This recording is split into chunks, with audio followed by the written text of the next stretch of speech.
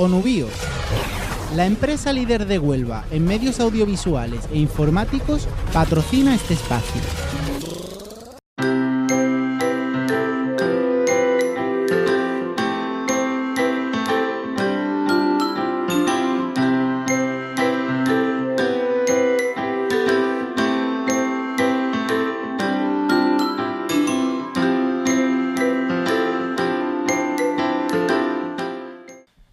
Buenas tardes a todos y a todas.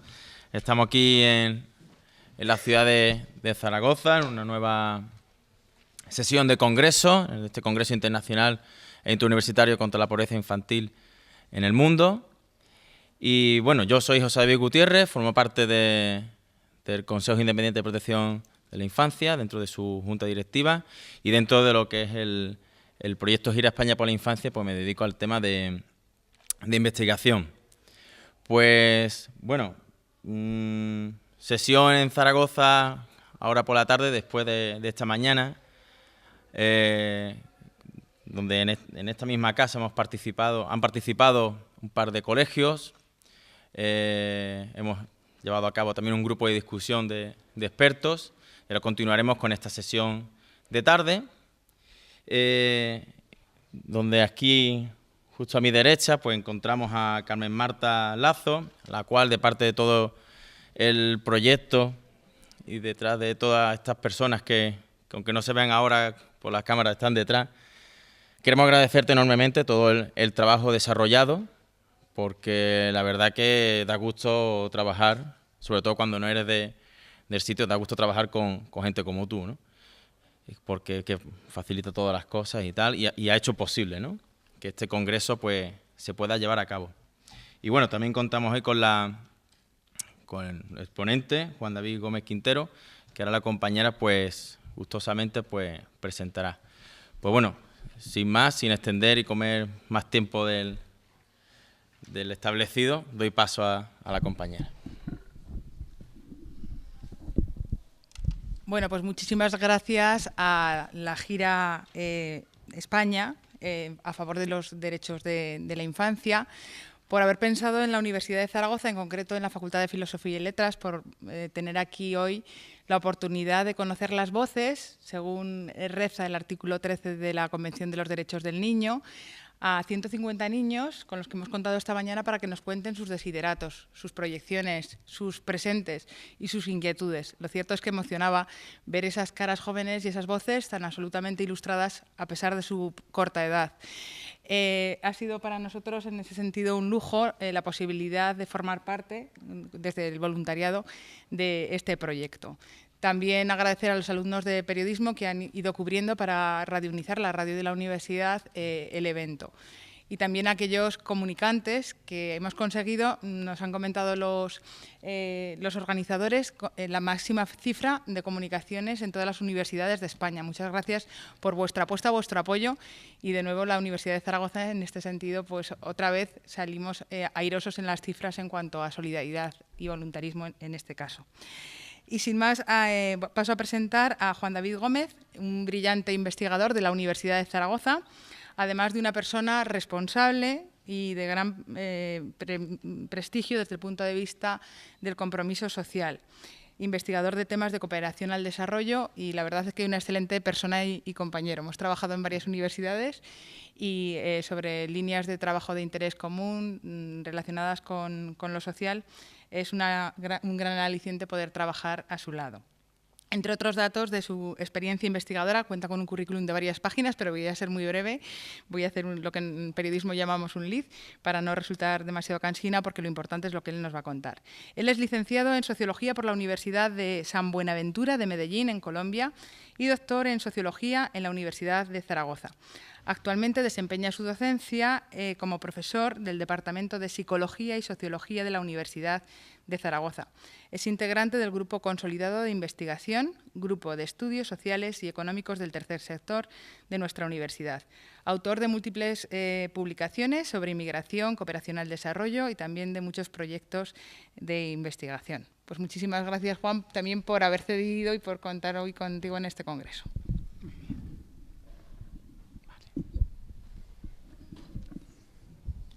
Bueno, pues, ¿se me escucha? ¿Sí? ¿Se oye atrás? Estupendo. Muy bien, pues vamos a poner el cronómetro para ceñirnos al tiempo que nos han dado, que son 45 minutos, y luego poder contar con unos minutos finales para el diálogo, para la conversación. Bueno, en primer lugar quiero agradecer a los organizadores, al Consejo Independiente de Protección de la Infancia, a la Gira España por la Infancia, a Carmen Marta en especial porque, como ha dicho José David, es una persona pues emprendedora, una persona activa, que vitaliza la universidad, así que gracias a ella y a las entidades que organizan. Bien, bueno, pues como se me ha presentado, soy sociólogo, me interesa estudiar este tipo de situaciones y he titulado la presentación, como pueden ver, Crisis, precariedad, exclusión social, las consecuencias en la infancia española.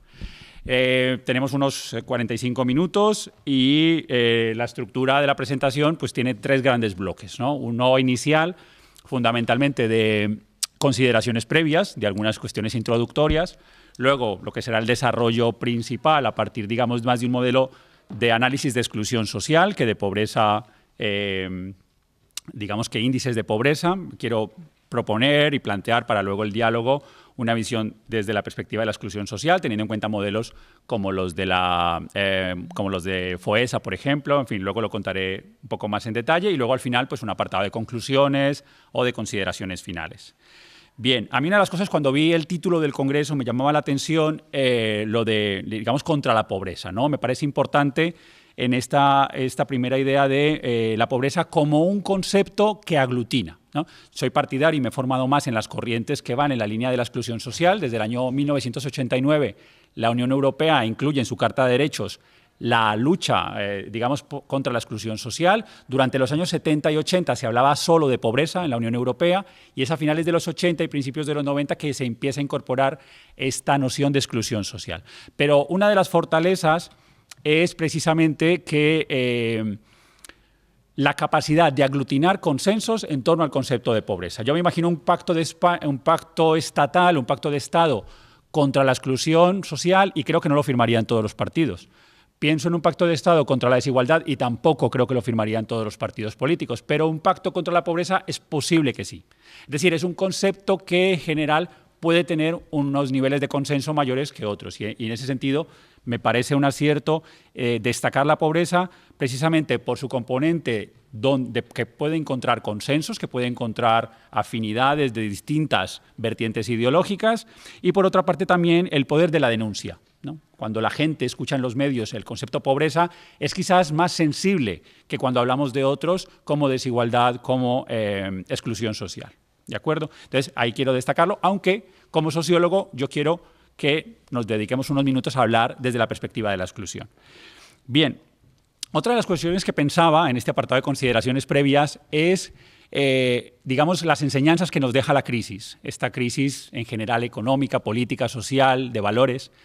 Y lo que yo recordaba como una metáfora que puede explicar es aquellos pantanos, aquellos embalses en los que al bajar el nivel de las aguas se observa lo que había por dentro. Se observan los pueblos inundados, las torres de las iglesias que permanecieron en pie, las casas, digamos, pues nobiliarias que permanecían allí, aunque sean sus restos, ¿no? Llenos de quizás pues, de barro o de algas. Cuando bajan las aguas se observa lo que hay por dentro. Yo creo que la crisis lo que nos ha permitido, al menos a los analistas, a los que nos interesa observar, es algo que ya ocurría, algo que estaba en la estructura de nuestra sociedad, pero que probablemente por algunas circunstancias, como el crecimiento económico, las tasas de empleo, que recordemos que llegaron a un dígito, nos hacían pensar que no había problemas. Bueno, pues las aguas han bajado y hemos visto lo que había en el interior. Y yo creo que en eso es importante situar que varios de los problemas y situaciones que estamos investigando y que han detectado giras como esta, no son problemas que acaban de surgir, no son problemas emergentes, algunos son problemas persistentes y otros sí que se cronifican o que emergen o lo hacen más complejo. Eso también es algo importante que quería señalar. Y la última de las consideraciones previas es precisamente que esto no es una cuestión, me parece importante diferenciar la solidaridad de la justicia. Es decir, en general, en el imaginario español se habla que es una sociedad solidaria, y en efecto creo que lo es. Y se suele poner como ejemplo los casos de donación de órganos, por ejemplo, o en su época cuando había cooperación al desarrollo en unos niveles quizás más acordes con sus principios. Pero yo creo que también es importante señalar que hay cuestiones como estas que no son de solidaridad, son cuestión de justicia, cuestiones que tienen que ver con el cumplimiento de los derechos, de derechos universales y derechos constitucionales. Y eso me parece importante, ¿vale? Porque la generación de prestaciones o políticas sociales no tienen que ver con la condescendencia digamos, generosidad de un Estado, sino con el cumplimiento de una serie de derechos. Según cómo se enfoque, una u otra tendrán visiones muy distintas. Bien, pues esto eran, digamos, algunas de las consideraciones un poco introductorias. Continuando un poco con el enfoque, sí que quería presentar algunos conceptos básicos, algunas nociones importantes. Quizás los investigadores, y luego tendremos una mesa con profesionales, con expertos, que esto les puede resultar redundante y conocido, pero también tenemos personas, estudiantes universitarios y personas externas a los que quizás algunas puntualizaciones conceptuales nos pueden digamos, ser pertinentes.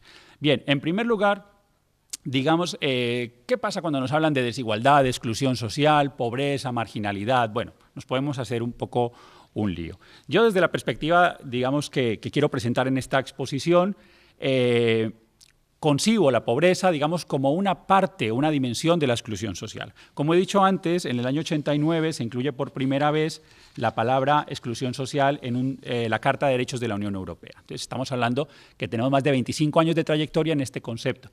¿Por qué la Unión Europea opta por elegir la palabra exclusión social cuando venía 20 años atrás utilizando la palabra pobreza?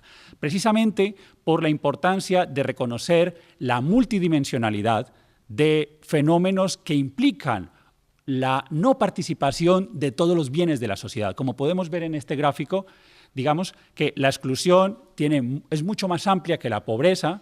La pobreza es quizás su cara más visible, más tangible, pero hay otros fenómenos excluyentes o factores exclusógenos, que luego comentaremos, que están presentes, que también es importante considerar, y de eso va un poco lo que os quiero contar más adelante. Bien, otra de las cuestiones importantes es la desigualdad, ¿no? España ha aumentado también sus niveles de desigualdad. Por eso es importante identificar que no ha habido un empobrecimiento generalizado de la población. Hay capas que se han empobrecido, otras ya eran pobres y han pasado a una pobreza más severa, pero hay otras que han salido beneficiadas, ¿no? Entonces, lo que estamos observando es un distanciamiento en la participación de los bienes de una sociedad. Y eso se mide con indicadores como el indicador Gini, por ejemplo, que no vamos a entrar allí, pero la desigualdad también es un concepto importante. Tenía un compañero sociólogo que decía, mira, me meto en Google y busco pobreza y me salen 5 millones de resultados, pero busco riqueza y me salen 200.000 resultados. Es decir, ¿por qué se investiga tanto la pobreza y no se investiga la riqueza? En general, en las ciencias sociales vamos a buscar la pobreza, pero no investigamos la concentración de la riqueza o la redistribución de la riqueza en los mismos niveles que investigamos la pobreza. Bueno, pues esos resultados que podemos encontrar en Google, no era el Google general, era el Google académico, pues me hicieron pensar que efectivamente hay un fenómeno que está, digamos, en el contexto que es el de la desigualdad, el de cómo la sociedad se reparte sus bienes. Bien, otra de las cuestiones de modelo muy interesante, que es el que propone Robert Castell, sobre las zonas. A mí me gusta porque no nos da la idea de que la pobreza o la exclusión son, de alguna forma, estados permanentes. No, imaginémonos zonas o territorios por los que las personas pueden desplazarse. Es decir, que puede haber movimiento. Personas que estaban en una situación de cierta integración o de cierta cobertura de sus necesidades pueden pasar a distintas zonas. De una zona de inclusión, de cierta seguridad, pasar a zonas de vulnerabilidad, o de zonas de vulnerabilidad pasar a zonas de exclusión. Es interesante esta perspectiva de Castell porque, bueno, él viene a decir que la sociedad salarial se derrumba, ¿no? Que ya la dependencia del salario y del trabajo, ojo, que vamos a tener serias dificultades y que, por tanto, hay un derrumbe de la sociedad salarial, y esa onda expansiva fruto del derrumbe lo que nos lleva es a una serie de desprotecciones y desafiliaciones, ¿no? Hay una gran, digamos, transformación. Yo creo que es importante situar estos fenómenos que hablamos de pobreza y exclusión infantil en esta tendencia macro. O sea, no es un problema solo que esté ocurriendo en un contexto, es un problema generalizado donde vemos que estas zonas quizás se han hecho más flexibles, más móviles y podemos transitar de una u otra. ¿Por qué también es importante pensar en zonas? Porque todos podemos movernos en ellas. La cuestión de los pobres no es una tercera persona ajena a nosotros. No están solo en África, en Asia o en América Latina. Están más cerca de lo que creemos, incluso nosotros podemos estar con ciertos niveles, o las personas que se consideran integradas pueden pasar a zonas de vulnerabilidad. Ahí pongo unos indicadores, unos elementos, pero simplemente es ampliar un poco la perspectiva en la que podemos concebir la forma de pensar, ¿no? De zonas de riesgo, zonas en las que se nos mueven un poco los cimientos cuando se pierde el empleo, se pierden las prestaciones y podemos estar, digamos, en una especie de caída escalonada, ¿no? Bien, otro de los paradigmas o de los enfoques tiene que ver con, ya lo he mencionado antes, con la exclusión social y con su enfoque de dimensionalidad. Podría haber varios y podríamos extendernos, pero quiero centrarnos en tres. Quiero que a partir de los siguientes minutos podamos abordar tres dimensiones, ¿no? La dimensión material o económica, evidentemente es fundamental, la de los ingresos, la de la renta, pero también la política legal, ¿no? La idea, digamos, de la ciudadanía o de los derechos sociales, la posibilidad de participar digamos, a niveles de participación ciudadana, cívica, también de protección social, acceso a prestaciones, a recursos, y la tercera, que sería la sociorrelacional. Lo he puesto en tres colores porque nos permitirán luego diferenciarlos a continuación. La sociorrelacional tiene que ver con lo que llaman algunos capital social, ¿no? La red de relaciones. ¿A quién acudiríamos nosotros si perdemos el empleo y no tenemos, digamos, ahorros? Pues acudimos a derechos de prestaciones, pero incluso si nos fallan o se nos acaban, acudiríamos a nuestra familia, a nuestros amigos. Bueno, la red de relaciones constituye un capital importante llamado capital social o capital sociorrelacional, que es el grado en el que estamos integrados a esas redes. ¿De acuerdo? Bien, estos ejes se integran por dimensiones y las dimensiones a la vez tienen indicadores. Yo voy un poco rápido, pero luego al final, si hay preguntas o esto no queda muy claro, lo podemos un poco detallar, ¿no? Pero sí que lo que quiero es ampliar un poco el foco de la mirada para ver los otros elementos que constituyen la exclusión social. Es un instrumento que utiliza la Fundación de Estudios Sociales, FOESA, que es la que hace los informes de pobreza de Cáritas Española y de las distintas Cáritas diocesanas. Pero no es el único, ¿eh? Hay muchos más, hay enfoques como distintos sistemas de medición, como la Innocent Dimension Card, que tiene 6 dimensiones, otra tiene 8 dimensiones. En fin, esto los podríamos extender, pero de momento con esos tres colorines y esos tres aspectos, quizás nos pueden servir para lo que viene a continuación. Bien.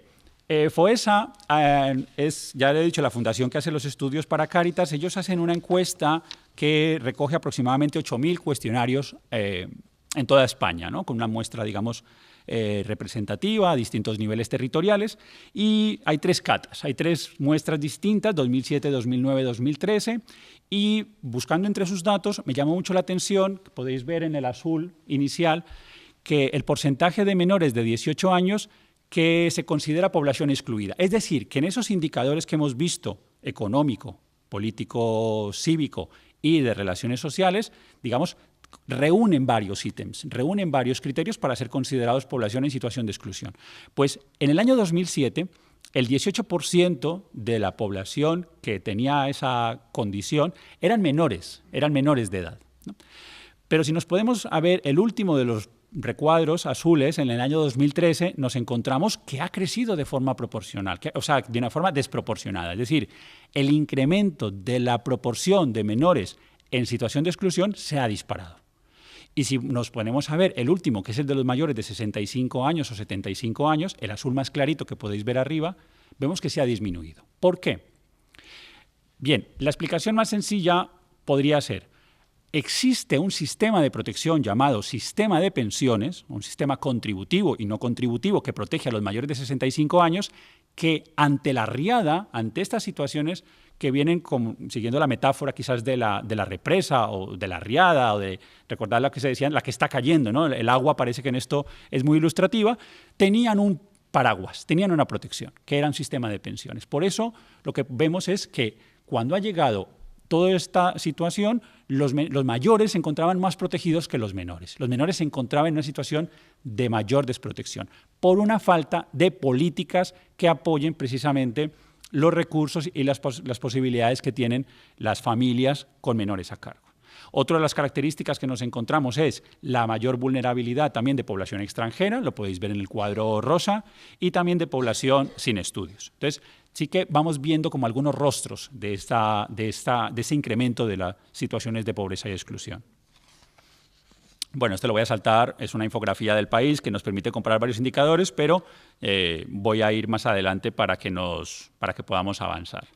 Bien, vamos a centrarnos ya en la parte, digamos, central de la exposición, donde vamos a ver algunos datos. No quiero marearos mucho con porcentajes y tasas y valores absolutos, pero sí hacernos una idea. La idea, digamos, precisamente al yo ver que era una ponencia marco, pues yo digo, bueno, pues voy a intentar hacer el marco, porque luego vendrán exposiciones de profesionales y de investigadores que nos van a poner el eje o la atención en cuestiones quizás más focalizadas, más concretas. Aquí vamos a hacer un poco el marco con estos tres elementos que ya mencionaba en un principio: el económico, el de ciudadanía política y social y el de las relaciones sociales. Bien, empezamos con el eje económico. Quizás es el más conocido, el que todos que estamos cercanos al tema nos puede resultar más familiar. Para ello, me gustan las estimaciones que hace la Red Europea de Lucha contra la Pobreza, la EAPN. En el año 2010 es el año europeo contra la pobreza y digamos que se consolida una red que va a vigilar la agenda hasta el año 2020, ¿no? Se dice que esta década a nivel europeo va a ser fundamental para luchar contra la pobreza y la exclusión, y entonces se genera precisamente un indicador más comprensivo que no solamente tenga en cuenta la renta en los hogares, sino otros elementos como, por ejemplo, la privación material. No solo es cuánto nos ingresa en el hogar, sino qué gastos tengo que incurrir o a qué gastos debo renunciar. Porque el ingreso puede generarnos ciertas distorsiones. Por ejemplo, dos familias pueden tener el mismo ingreso, pero una paga de hipoteca 800 euros y la otra 300. Lo cual quiere decir que a la posibilidad de incurrir en ciertos gastos o ciertos satisfacción de necesidades no va a ser equiparable. Por eso, la importancia de tener en cuenta otros indicadores, como por ejemplo la privación material o la baja intensidad del trabajo en los hogares, que son elementos que recoge el indicador AROPE. Lo de AROPE suena así un poco raro, parece como si fuese una especie de bebida o de puré, pero AROPE son las siglas en inglés de At Risk of Poverty and Exclusion. En el primer de los elementos del indicador AROPE nos hablan de la pobreza relativa, que es las personas que viven en hogares con una renta inferior al 60% de la mediana de la renta nacional equivalente. Es decir, personas que están muy por debajo de los ingresos nacionales, y según ese indicador nos encontramos con que el 29% de los menores está en una situación de pobreza, ¿vale? Que coincide precisamente con lo que la Gira ha venido trabajando y sensibilizando, señalando que 1 de cada 3 menores en España está en situación de pobreza. Entonces nos movemos en torno a un 30%. Otro de los indicadores es el de privación material, ya lo he señalado. ¿Qué gastos no puede cubrir la familia? Normalmente se consideran, se revisan algunos ítems. El 22% de los hogares cumplen 4 ítems de los siguientes que voy a leer, y el 38% cumplen 2. ¿Cuáles son esos ítems? Por ejemplo, retrasos en el pago de la vivienda, no poder cumplir a tiempo con el arriendo o la hipoteca, poder comer carne, pollo, pescado cada 2 días. La alimentación también entra aquí, es decir, ver que haya, por ejemplo, capacidad para comprar determinado tipo de proteínas, tener una semana de vacaciones o contar con lavadora, con algún tipo de electrodomésticos, mantener la vivienda a una temperatura adecuada. Vemos que en estos indicadores nos salen muchos elementos que tienen que ver con la vivienda.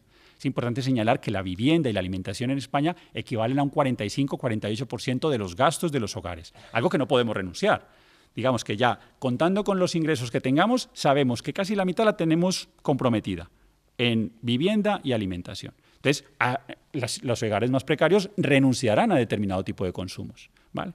O dificultad, por ejemplo, para afrontar imprevistos. Son 9 ítems. Aquí he señalado estos un poco para hacernos la idea de lo que hemos dicho antes, ¿no? De un indicador que complementa la cuestión de la renta o los ingresos. Y la última es la baja intensidad de empleo en el hogar. Para quien le resulte esta palabra así un concepto largo y complejo, los trabajadores pobres. Personas que tienen un empleo, pero que el empleo es insuficiente, su salario, porque hacen pocas horas, porque son contratos temporales que terminan y se renuevan con mucha rapidez, porque, porque están en unas condiciones lamentables. Bueno, pues son hogares que tienen una intensidad del empleo muy bajo en el hogar, ¿no? Más o menos se habla que la población que vive en hogares de baja intensidad del trabajo en el hogar se ha doblado desde el año 2009, pasando aproximadamente a equivalente a 5,7 millones de personas. Bueno, esto es un indicador, insisto, no quiero marearos con datos, vamos a pasar a otros niveles, pero sí un poco ampliar la perspectiva para lo que decía antes de tener una visión macro.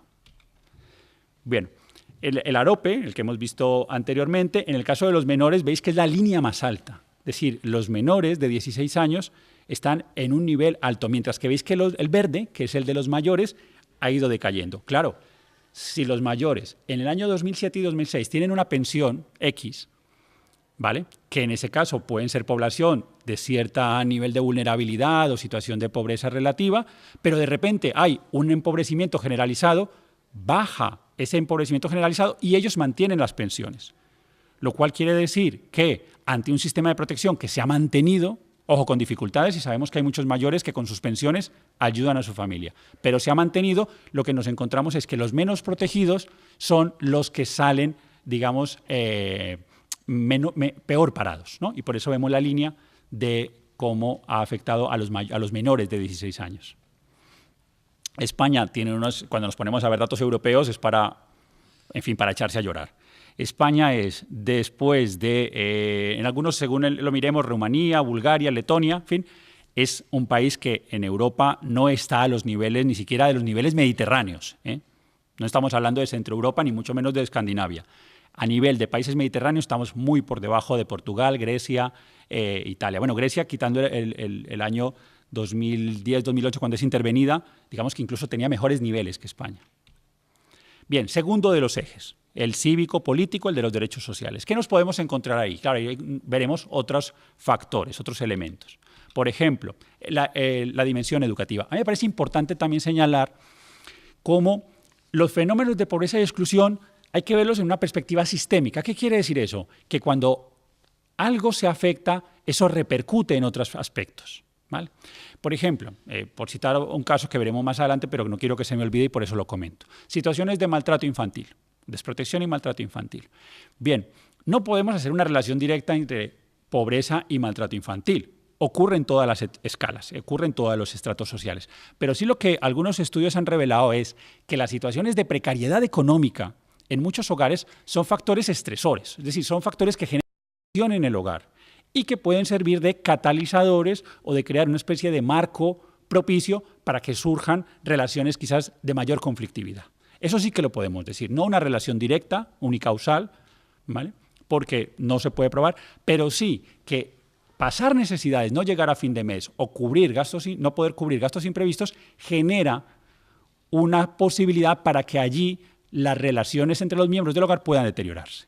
¿De acuerdo? Entonces, por eso es importante ver en una dimensión amplia cómo los factores se conectan entre sí, ¿vale? Cómo lo económico afecta a lo social, cómo lo social afecta lo afectivo, cómo lo afectivo afecta lo educativo. ¿De acuerdo? Bien, en España nos encontramos que en la dimensión educativa hay un abandono educativo temprano. Es uno de los principales problemas. Si en pobreza y exclusión estamos segundos, terceros, cuartos a nivel europeo, pues aquí nos llevamos la palma. Estamos primeros en el ranking, lamentablemente. Luego veremos alguna gráfica. Entonces, ahí tenemos un problema serio que tiene que ver con el propio sistema educativo, pero insisto, no lo podemos desligar de otros sistemas. A nivel habitacional, también sería otra dimensión a estudiar en factores como el eje de derechos sociales, la hipoteca y los desahucios, y también la sanitaria. Problemas en los que los menores puedan verse afectados en situaciones de salud pública, salud sexual, violencia o mortalidad por fenómenos sociales, no mortalidad por cuestiones médicas. A nivel educativo, lo que os decía antes, España ha tenido los niveles más altos de abandono educativo temprano de los países de la Unión Europea. Vemos que la media de abandono temprano en la Unión Europea es del 11% y España está en el 21% y bajando, ¿eh? Llegamos a tener 30, 35 puntos, digamos que de cada 100 personas que terminaban el sistema obligatorio lo abandonaban 35, ahora vamos en 21. Es decir, no podemos decir que esto vaya a peor. En este momento estamos en el peor lugar, pero tuvimos niveles incluso más preocupantes de abandono temprano. Otra cuestión, el abandono temprano no afecta a todos los sexos y grupos por igual. Los chicos abandonan más que las chicas. Si podéis ver en rojo los chicos, nos encontramos con el 25% de los menores abandona después de la educación obligatoria y las chicas el 18%. Como veis, la línea antes, efectivamente en el año 2004-2005 hasta el 2009 estábamos casi 38-37% de abandono escolar. Luego ha ido disminuyendo. Y otro dato que me parecía interesante destacar o señalar era el abandono educativo temprano según el nivel de estudio de la madre. Es decir, los menores cuyas madres tienen educación primaria abandonan casi 10 veces más que los menores cuyas madres tienen educación universitaria. Eso es algo que, a ver, no vamos a descubrir aquí el agua tibia, se viene diciendo desde hace muchos años. La pobreza y la exclusión son hereditarias. Es decir, entendedme, claro que se puede salir, evidentemente, pero, y esto ya se viene hablando desde hace mucho tiempo, de la reproducción de la pobreza, ¿no? de cómo hay una transmisión intergeneracional de la pobreza. Esta semana precisamente presentan en Cáritas, en FOESA, un libro de Víctor René sobre transmisión intergeneracional de la pobreza. Entonces, tener padres que no han terminado sus estudios favorece el que los menores no terminen sus estudios. ¿Veis las diferencias, ¿no? Solamente los menores cuyas madres tienen estudios universitarios, solo un 3%, 3,7%, digamos, abandona el sistema, ¿no? El restante se mantiene, ¿de acuerdo? Entonces, eso es importante señalarlo. ¿Por qué? Porque las privaciones actuales serán las privaciones también del futuro. Es decir, si no atajamos y hacemos políticas inmediatas para frenar esta situación, lo que haremos será apoyar o facilitar esa reproducción social de la pobreza. En la vivienda. En la vivienda nos encontramos, y ha sido un fenómeno a partir, digamos, del pinchazo de la burbuja inmobiliaria, la cuestión de la vivienda ha sido dramática para muchas familias, ¿no? La privación material supone también la dificultad para pagar una vivienda, sea de alquiler o sea de hipoteca, con el consiguiente riesgo. Aquí me parece importante, y hay trabajos de psicólogos y educadores que van en esta línea, ¿no? Lo que produce en un menor la pérdida del hogar. Si sabemos que el menor busca una referencia de seguridad, de sentirse seguro en el hogar, de confiar en sus padres, y el entorno es propicio para tener seguridad. Bueno, la pérdida del hogar tiene unas repercusiones, unas secuelas psicológicas importantes en los menores, ¿no? La situación, digamos, de vulnerabilidad, de sentirse que algo puede cambiar, digamos que reduce su confianza, lo que llaman algunos la confianza básica o la confianza ontológica, ¿no? La idea de poder confiar. Eso es un tema importante. En un trabajo, por aquí está el autor de un trabajo de fin de máster, del máster de Sociología, analizó 390 expedientes de procesos de mediación hipotecaria en el servicio de Zaragoza Vivienda, de aquí de nuestra ciudad, y el caso, digamos, uno de los resultados permitió observar lo siguiente. El 66% de los hogares que habían acudido a mediación hipotecaria porque estaban a punto de perder sus hogares estaban integrados por familias con menores a cargo. Es decir, y hay otros informes, ADICAE también ha hecho algún informe, ha habido algunos informes que incluso pueden llegar hasta el 80%. Es decir, los desahucios afectan a familias y, por tanto, afectan a menores con las consecuencias que señalaba anteriormente. Bien, en la dimensión sanitaria hay problemas que ya vienen denunciándose hace un tiempo, cuestiones como la obesidad o el sobrepeso, aproximadamente afecta a un 44%, que también tiene que ver con digamos, una alimentación que no es la adecuada, ¿no? Ya hemos señalado que el indicador AROPE tiene algunas cuestiones que tienen que ver con la alimentación, pero hay informes específicos que nos señalan sobre la dimensión sanitaria de la exclusión social, ¿no? O cuestiones, por ejemplo, como el consumo de alcohol, que sí que ha venido disminuyendo de forma leve, pero también es uno de los factores que entran allí, como también la importancia de la educación sexual, que ha venido bajando lo que es la edad promedio de la primera relación sexual con situaciones, digamos, de inmadurez psicológica y física que esto conlleva. Y aquí me quiero detener un poco porque en esta, digamos, multidimensionalidad que yo quiero presentar, me parecía importante detenernos a ver cuáles son las causas de mortalidad infantil por fenómenos sociales. Evidentemente no revisé, digamos, por cuestiones médicas, ¿no?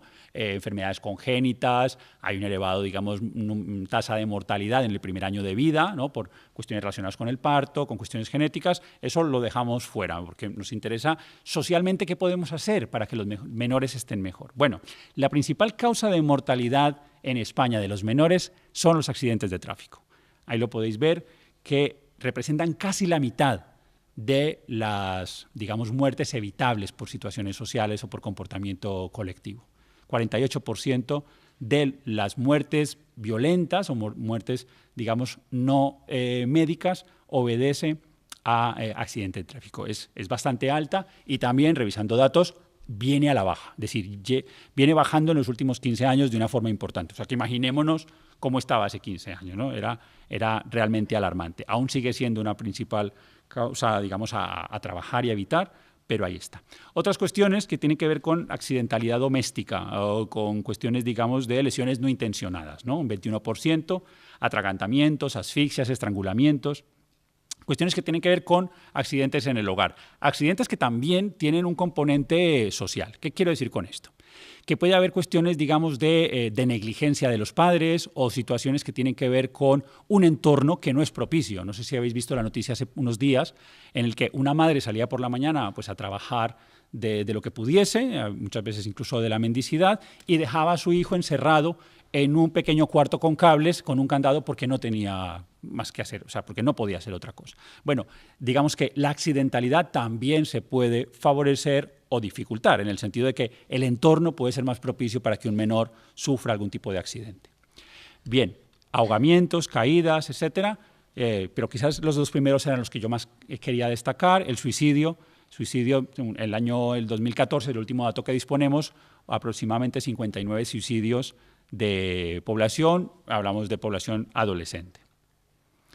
Bien, eje de las relaciones sociales, y pasamos al tercero de los bloques, que es el origen nacional es determinante. Es decir, en las relaciones sociales, digamos, la composición nacional o étnica es una cuestión determinante, ¿no? Aproximadamente el 37% de la pobreza infantil pertenece a familias cuya persona de referencia, uno de los dos progenitores, ha nacido en un país distinto, ¿no? En el año 2000 esto no llegaba al 10%. Es decir, la crisis ha afectado fundamentalmente a familias que también, digamos, tienen ese componente de origen nacional distinto. No eran españoles, uno de los dos por lo menos, porque tiene que ver también con el crecimiento económico, la llegada de población extranjera en la época de crecimiento económico y, por tanto, digamos que los últimos o los que se han incorporado de forma más precaria son los primeros en sentir, digamos, los efectos de la crisis, y esto se nota mucho en población de origen extranjero. Otra de las cuestiones es el cambio en la estructura familiar, ¿no? En algunos estudios de los años 90, por ejemplo, no había la fuerte representación de hogares monoparentales o hogares con familias numerosas, lo cual también hace más difícil la conciliación, lo que hablamos de factores estresores, ¿no? Factores que suelen ser de riesgo para complicar un poco o generar situaciones complicadas. Pues está, digamos, ese cambio en la estructura familiar. Hay una cuestión muy clara, y es que la familia o la educación de los hijos se ha convertido en una cuestión privada. Es decir, durante siglos, yo me atrevería a decir casi milenios, los hijos eran de la tribu, eran del clan. Es decir, los hijos eran de la sociedad, eran la responsabilidad de la sociedad. Hemos llegado en los últimos decenios a que los hijos sean una cuestión privada, ¿no? Incluso de esto no se puede hablar mucho en el trabajo, ¿no? Porque es una cuestión como muy privada. Bueno, pues cuando el grupo familiar se reduce, y estamos en este momento en los niveles más bajos de tamaño del hogar, de grupo del hogar, pues es mucho más difícil sacar adelante a otros, ¿no? Ya los hijos no es una responsabilidad, entendedme, entre comillas, de la tribu, es decir, de la colectividad, es una cuestión particular, ¿no? Muchas veces incluso de la madre sola o de la madre sola. Y pienso en varias autoras que son muy críticas con esto, ¿no? En el sentido de que se le deja a la madre sola que se enfrente, ¿no? O en algunos casos al padre también. Entonces, ahí lo que podemos ver es que si esto lo pudiésemos asumir como un proyecto colectivo sería muy distinto, ¿no? Si no fuese una cuestión privada, es una cuestión de acompañamiento público, de cohesión social, creo que la situación sería distinta, ¿no? Hay otros que hablan, por ejemplo, de familias multiproblemáticas, es decir, por esta interconexión de las situaciones, donde un problema afecta a otro y lo agudiza y a la vez retroalimenta el problema inicial, ¿vale? Y ahí está. En conflictividad y violencia tenemos la situación de menores infractores o menores víctimas de la violencia. También aquí podemos ver que es víctima o perpetrador. Es decir, y que incluso a veces se pueden complementar, ¿no?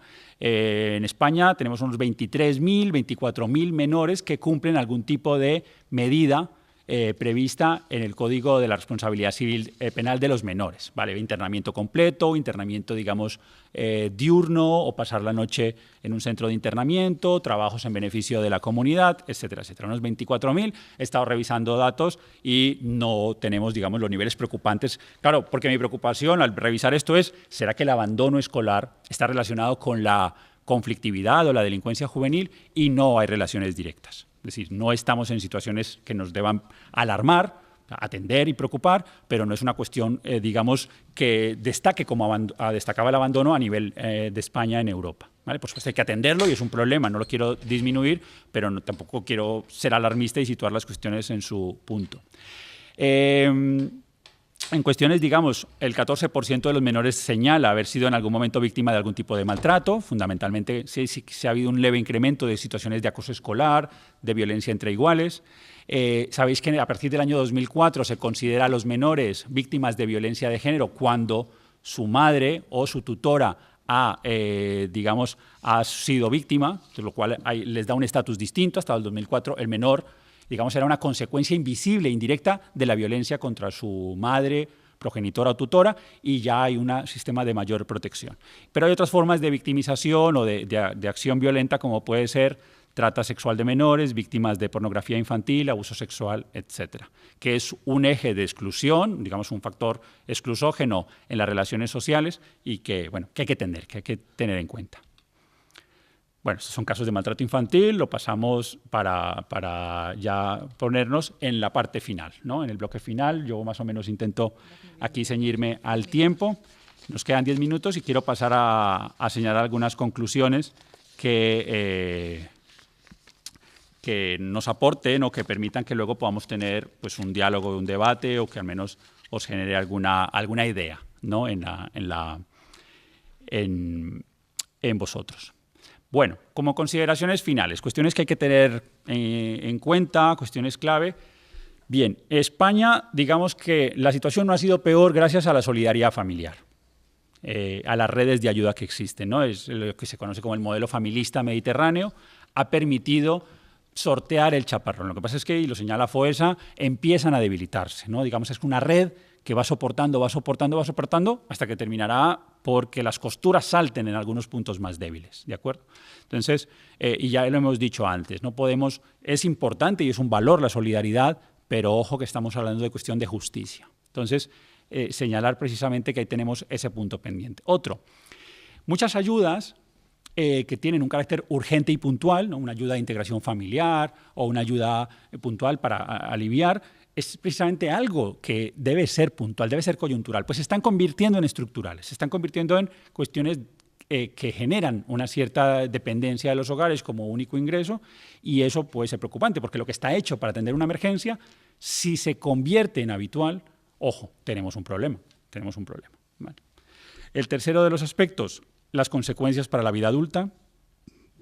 Esto es una frase de un psicólogo que oí alguna vez que me gustó mucho. Cuidad la infancia, porque es el lugar en el que vais a pasar el resto de la vida, ¿no? Es decir, como nos hayamos criado, la experiencia que hayamos tenido de niños es determinante para, bueno, quizás esto es muy freudiano, ¿no? Pero bueno, pero sí que es importante el qué infancia hemos tenido y luego qué vida adulta tendremos, ¿no? Entonces, pensemos en esos 2.300.000 niños que se señalan en muchos informes y que la gira ha mencionado también reiteradamente, qué consecuencias van a tener para su vida adulta.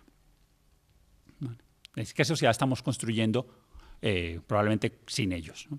Y la última, ya lo he mencionado y por eso no me detengo, la transmisión generacional de la exclusión, ¿no? Esta reproducción que puede mantenerse o que puede perdurarse si no se hace nada. Bien, España, ¿qué objetivo se ha formado? A mí me interesa, sabéis que en el año 2015 se aprobó una agenda mundial que son los Objetivos de Desarrollo Sostenible, que vienen a ser, a continuar lo que eran los Objetivos de Desarrollo del Milenio. España se ha propuesto una serie de metas que debe cumplir precisamente para los próximos 15 años, para el 2030, como es reducir, por ejemplo, pues a 9 3,7 millones de personas en situación de pobreza para el año 2020 y en 5 millones el año 2030.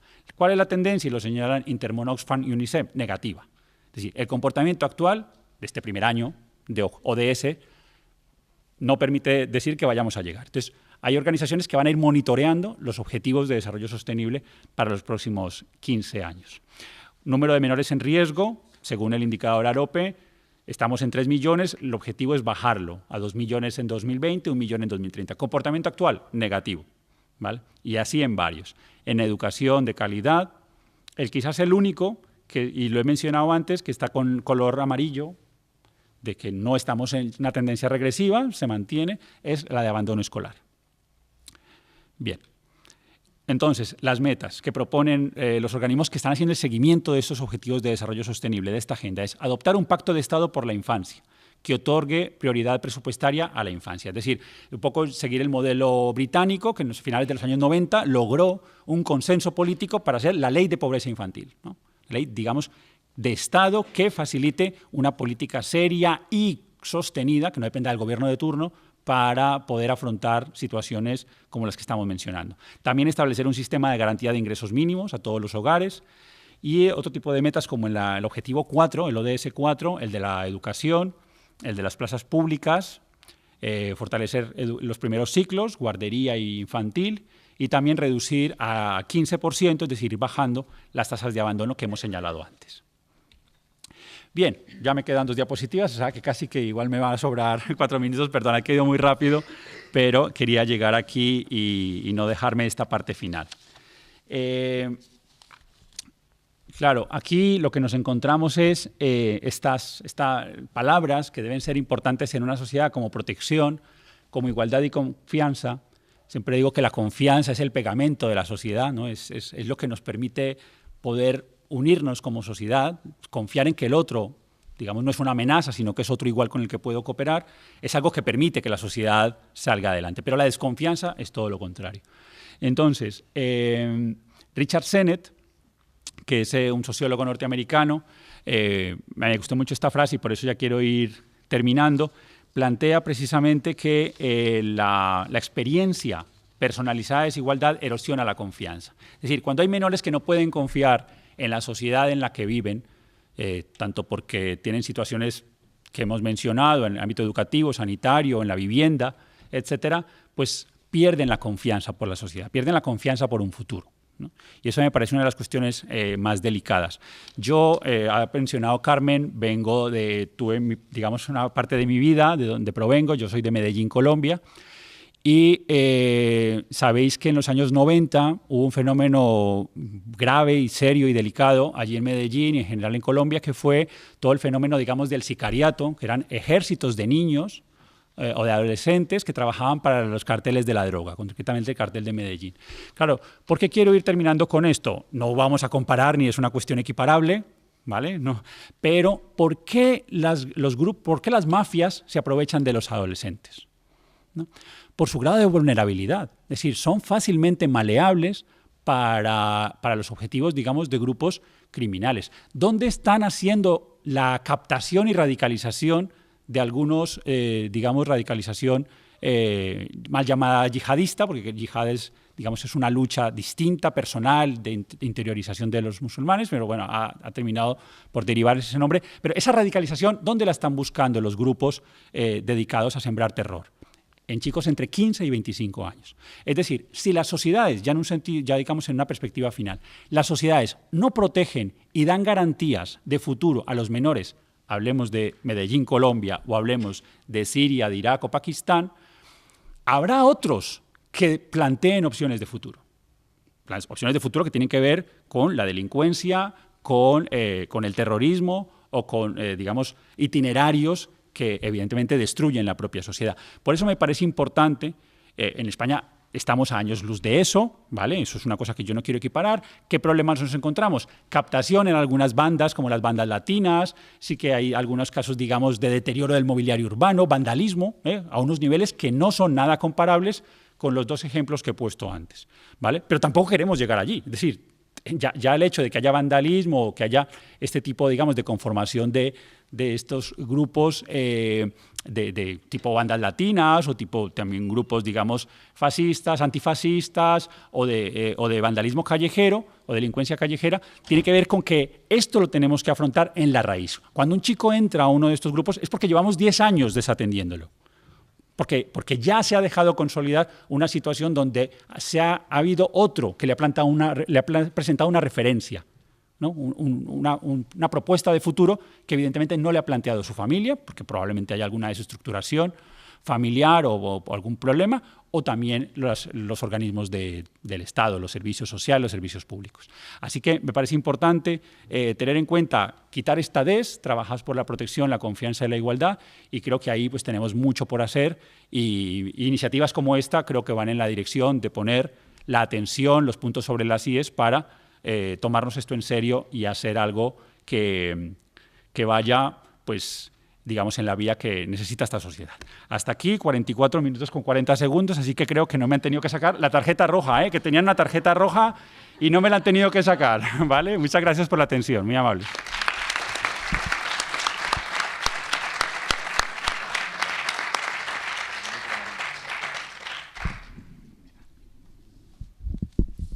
Lo cierto es que parece esto un programa de radio y no han dado ni las señales horarias. Has estado súper acertado, súper cronometrado en tiempo. Pasamos ahora a un diálogo entre todos. Si queréis formularle alguna pregunta a Juan David Gómez, si alguien quiere también aportar alguna sugerencia, algo relacionado con lo que se ha hablado hoy también por la mañana, abrimos este turno de preguntas para los que estáis ahí al lado, no al otro lado, sino al lado.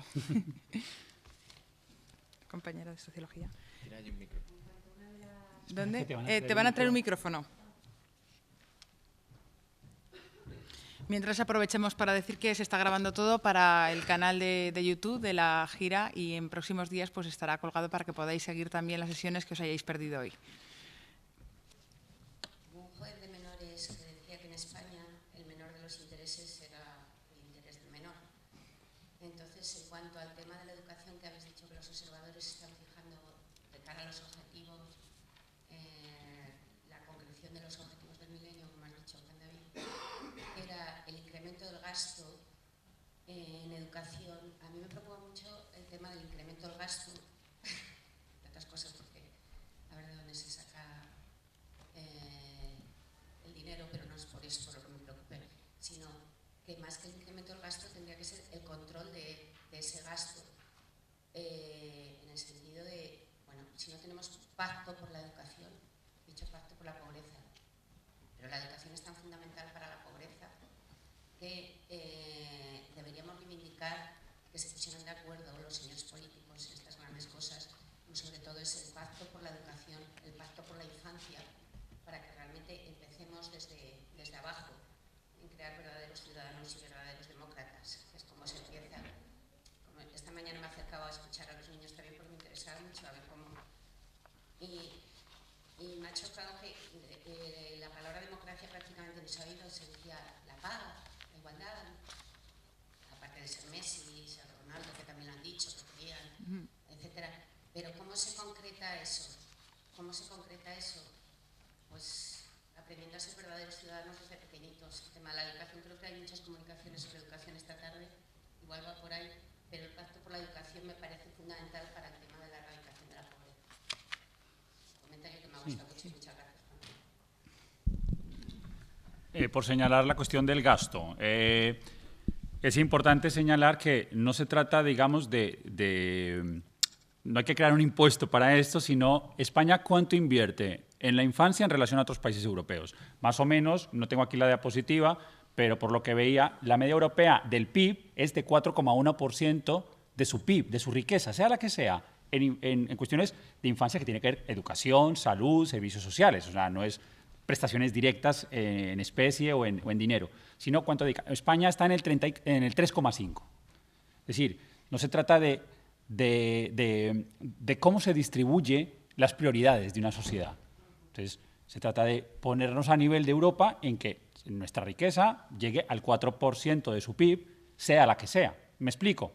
Entonces, es una cuestión de cómo distribuimos y dónde están las prioridades. Lo que decías tú de la frase del juez, pues evidentemente el interés del menor no está dentro de las principales, de las prioridades, ¿no? Y lo podemos ver en las negociaciones, ¿no? En las negociaciones políticas no es un tema que salga con recurrencia como pueden salir otros, como la cuestión catalana, la cuestión de la Constitución o la cuestión, digamos, de otro tipo, ¿no? De otro tipo de alianzas o coaliciones.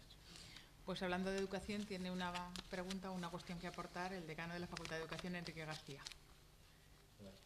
Le pasamos el micro. Funciona. Sí. Bueno, buenas tardes y muchísimas gracias, Juan David, porque creo que has centrado bastante, vamos, a mí me ha resultado muy clarificador y aunque sean cuestiones en las cuales uno más o menos piensa. Luego una respuesta. Curiosamente, el Pacto por la Educación, como miembro del Consejo Escolar de Aragón, llevamos porque llevamos ahí el trabajo de mucha gente ahí y de diferentes estamentos, diferentes orígenes, trabajando por un pacto social de la educación, que luego tendrá que terminar con un pacto político con la educación y que ciertamente, bueno, pues hay bastantes esperanzas. Otra cosa es que, bueno, a veces también hay, como siempre, ver un poco los nubarrones, ¿no? Porque yo no sé si realmente en el tema de los pactos los latinos somos capaces de renunciar a la importancia de lo mío y de lo otro. No, yo, antes incluso de que hablaras del tema de educación, que bueno, yo creo que sí que está clarísimo que es la parte, por lo menos donde se puede atacar, ¿no? Y te recuerdo con las noticias que aparecen por la prensa, a mí me resultan, digamos, siempre me llaman mucho la atención, ¿no? Eso de cómo de repente los centros, pues resulta que son los maestros, son, digamos, esas comunidades educativas las que se preocupan de que realmente pues la pobreza infantil no afecte digamos, de la forma tan sangrante que está afectando, digamos, en nuestro país y de forma tan cercana, ¿no? Yo lo que sí que me ha parecido también interesante y lo quería, digamos, hacer la reflexión porque la semana pasada escuchaba a una persona afgana que hablaba un poco sobre el tema, en ese momento, claro, de partir un poco de toda la situación que surge a partir del atentado de Bruselas, ¿no? Y él lo atribuía sobre todo al tema de la falta de identidad. Creo que coincide perfectamente con lo que Juan David estaba señalando al final, ¿no? Es decir, cómo el abandono que se ha hecho de la juventud, es decir, en la pobreza, diríamos, que ahora se ve manifiestamente, como decías, ¿no? Con eso el pantano se ve desde el punto de vista de que no tengo ni merienda para llevar, ¿no?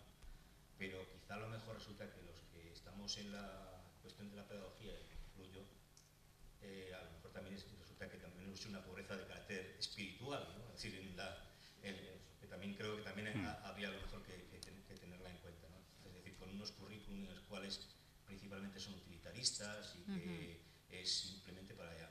Yo desde luego unas cosas que además he escuchado ahora y que siempre me preocupa porque también me da por organizar cuestiones de estas, y digamos, aprovecho desde luego por si acaso se me olvida de agradeceros a Gira de España por la Infancia, de que allí se eligió la Universidad de Zaragoza y que allí se elegido este punto para tratar el tema. Y lamentar, pues vamos, no a los que estáis aquí presentes, ¿verdad? Porque los que estáis presentes aquí, esto es como los que van a misa, ¿no? Y el cura dice, pues es que no viene nadie a misa. Pues es que, claro, pero desde luego, yo lo que el otro día estaba pensando es lo que se están perdiendo. O sea, resulta que en estos momentos es mucho más importante estar escuchando a un profesor que probablemente está aburriendo a un montón de estudiantes, que el estudiante se está sintiendo aburrido, porque le está contando lo que va a poder encontrar tranquilamente esta noche digamos, en internet o en algún otro sitio, y digamos está perdiendo la oportunidad de estar escuchando a Juan David, que probablemente es su profesor, o de escuchar, digamos, lo que esta mañana se estaba diciendo con los niños. Es decir, creo que algo estamos haciendo, vamos, no sé qué, estamos haciendo algo mal, ¿no? Y desde luego, vamos, era una reflexión simplemente y una especie de decir, porque además en el pacto por la educación un poco lo que preocupa es decir, ¿estamos haciendo algo? Pues estamos intentando hacerlo. La cosa es que a lo mejor no le damos la visibilidad suficiente, ¿no? Y bueno, nada más, simplemente era una reflexión al respecto. Gracias. Gracias. ¿Alguna otra palabra? Sí.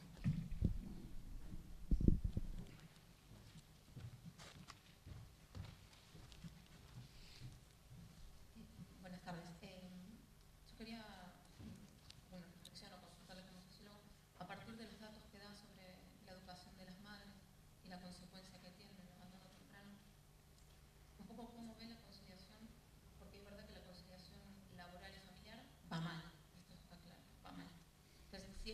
para poder salir de esta situación, lo que se pretende, lo que se debería es buscar una conciliación familiar, laboral y académica, ¿no?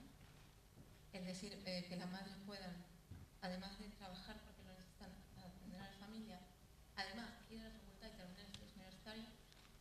La pregunta es cómo ve esa conciliación de cara a lo que pasa hoy en la universidad y cómo cree que igual debería ser, ¿no? Si te puedes aproximar un poquito el micrófono, es que si no, no se te graba para el canal de... Que igual digo que en este punto el rol de la universidad es clave. Y bueno, un poco como lo veía como sociólogo, cómo cree que debería ser. Sí, gracias por la pregunta. Un argumento que no es el mejor, quizás es un poco instrumental, un poco utilitarista, pero si tuviéramos que convencer a los más incrédulos, yo les diría, por su propio beneficio y por su propio futuro económico, a los más quizás incrédulos que son bajo la lógica, que operan solo bajo la lógica de que es bueno lo que es productivo solamente, yo les diría, sin reproducción no hay producción. Es decir, no invertir en políticas de conciliación, políticas que hagan la vida más vivible, que puedan hacer, digamos, que los padres puedan disfrutar de sus hijos y los hijos de sus padres, pues no vamos a tener a largo plazo trabajadores para la industria o para los servicios. Quiero decir con esto, sin reproducción no hay producción. Es decir, sin lo más importante que es el propio cuidado de las personas, ¿no? Su bienestar psicológico y físico en el hogar o en la familia, no habrá trabajadores. O sea, no habrá gente que produzca. No sé si me explico, en el sentido insisto, es el peor de los argumentos, es el argumento más instrumental, más utilitarista. Yo creo que hay otro que es el de hacer una mejor sociedad, hacer una buena sociedad, pero este argumento quizás es más difícil de persuadir y de convencer. Yo creo que invertir en conciliación, ahora estamos viendo que hay, digamos que la productividad se puede medir de otra manera. España está muy caracterizado por lo que llaman algunos también el presentismo, ¿no? No me voy hasta que no se vaya el jefe. Ese es el nivel de productividad, ¿no? Entonces, si el jefe se va a las 7, me voy a las 7, y se va a las 8, me voy a las 8. No es nada, digamos que esto no son los estándares en los que, digamos, podríamos ser más productivos o competitivos.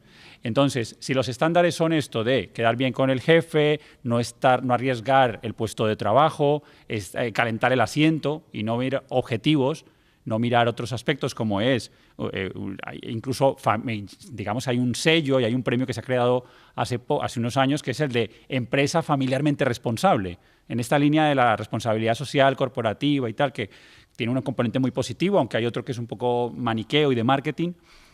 También estaría bien la línea de premiar a las empresas que hacen la vida mejor para sus empleados y que en esa vida mejor también, por supuesto, van a ser más productivas y van a conseguir sus objetivos. Y yo creo que en eso tenemos un diagnóstico errado, equivocado, y por tanto creo que las políticas de conciliación, es que no son políticas de conciliación, yo no he visto políticas de conciliación.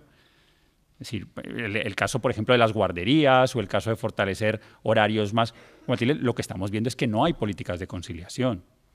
Entonces, me preguntas, ¿qué opino de las políticas de conciliación? Que no hay y que tendría que haberlas en un sentido, insisto, de crear una buena sociedad, no de os cuidamos a los niños para que produzcáis más, que no creo que esa sea la clave. Es una batalla difícil, sabéis que ahora hay disturbios en Francia porque quieren cambiar las 35 horas, ¿no? Y en ese sentido está predominando una especie de corpus ideológico que nos lleva que solo vale lo que es la producción, solo vale el que produce. Por eso el desprecio y la poca consideración social con las personas mayores en situación de discapacidad, de dependencia o los menores, porque no producen, no son productivos. La cuestión es la noción de productividad medida en términos, digamos, me parece muy reducida y no en un sentido amplio de producir la buena sociedad. No sé si con esto te contesto, pero creo que faltan ese tipo de políticas reales, ¿no? Reales. Pues muchísimas gracias. Ya estamos casi fuera de tiempo. A Juan David Gómez Quintero por toda su intervención. Comenzaba con esa metáfora del pantano en la que decía que cuando bajan las aguas se observa lo que hay por dentro. Nos ha hablado pues, de todos los parámetros de la crisis social, económica, educativa y de los valores dentro de la dimensión de la pobreza infantil, desde 3 ejes: la dimensión económica, político-legal y social-relacional. Decía que es un acierto el título de esta gira y de este congreso por destacar el término pobreza, dado que hay que poder encontrar consensos entre todos los políticos y es un término que genera, en ese sentido, esos acuerdos. Y también por el poder de la denuncia. Y, por último, por enfatizar una de sus máximas de toda su brillante intervención, decía que la cuestión de la pobreza infantil no es una cuestión de solidaridad, sino de justicia. Muchas gracias, Juan David. Gracias a vosotros.